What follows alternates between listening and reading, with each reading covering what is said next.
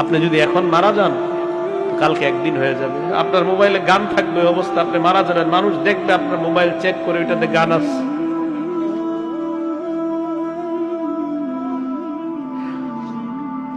আপনি এখন মারা গেলে মানুষ আপনার মোবাইলে চেক করে দেখবে এটাতে গান আছে, সিনেমা আছে। গান সিনেমা মোবাইল থেকে ডিলিট করে দেন, তওবা করেন।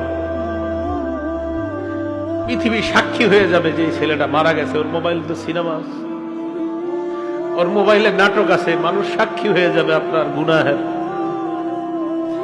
মোবাইল থেকে আপনি গান ডিলিট করে দেন, নাটক ডিলিট করে দেন। বন্ধুরা চাপ দিয়ে আমারে ফেসবুক খোলাইছিল, আমারে ফেসবুকে ইসলামী লেখালেখি করতাম। কিছুদিন পর বুঝতে পারলাম এখানে সময় লেখালেখি যদিও আমি করি, মানসিক যুদ্ধে লিপ্ত হইতে হয় ফেসবুকে। মানুষ পক্ষে লেখে, বিপক্ষে লেখে। পার্মানেন্টলি আমি ডিলিট করে দিচ্ছি, আমার কোনো ফেসবুক নাই। আমার জীবন কি চলে না বলেন? চলে, আগের চেয়ে ভালো চলতেছে।